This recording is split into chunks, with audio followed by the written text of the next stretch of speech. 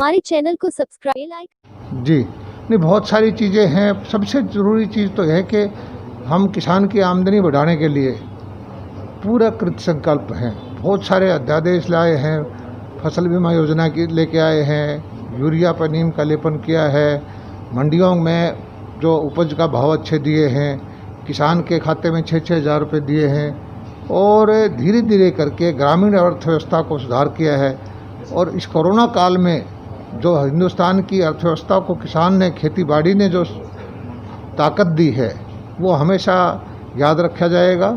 आज कृषि जो है अभूतपूर्व गति से बढ़ रही है। पहली बार खेती की जो रफ्तार आमतौर पर 1.5-2% ग्रोथ रहती थी, 6% तक पहुंच गई है।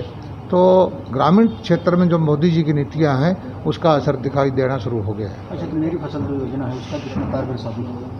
नहीं, किसान की आमदनी बढ़ाने के लिए सबसे पहले तो कि हम हर चीज़ का हिसाब रखें, कितने एकड़ में क्या चीज़ बोई जाती है, क्या फसल होती है, उसके लिए कितनी मंडियाँ चाहिए, उसको क्या भाव देना है, उसकी व्यवस्थाएं क्या करनी है।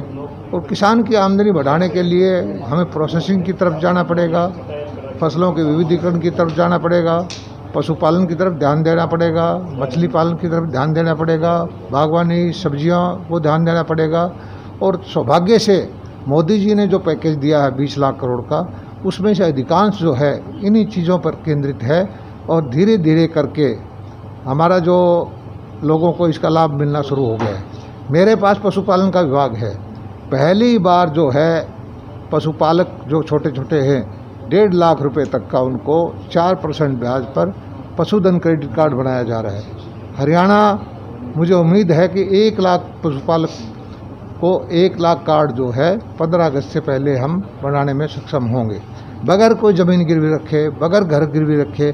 सिर्फ उसके जो भेड़ पालता है, बकरी पालता है, गाय पालता है, भैंस पालक है, इन सब को पूंजी उपलब्ध कराएंगे और जिससे जो साहूकार के ऊंचे ब्याज से उसका मुक्ति मिले, ये हमारी कोशिश है। और इसका लाभ जो है गांव में रहने वाला जो गरीब वर्ग है, कमज़ोर तबका है, जो हमेशा कर्जे में दबा रहता है, उसको फ़ायदा होगा।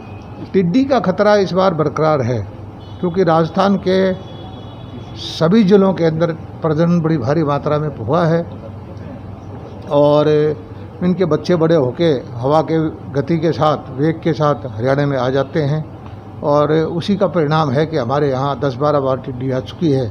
सौभाग्य से हमने सबको ख़त्म कर दिया, 90% टिड्डियों को पहली रात में मार गिराया।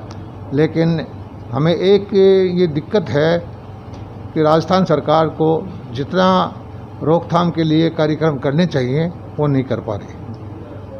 तो आपने हमारे यहाँ टिड्डियाँ आएंगी ज़रूर, किसान भाई जागरूक रहे, लेकिन हमारा विभाग जो है पूरी तरह से तत्पर है। सब तरह के इंतजाम कर रखे हैं हमने, दवाई की कोई कमी नहीं है।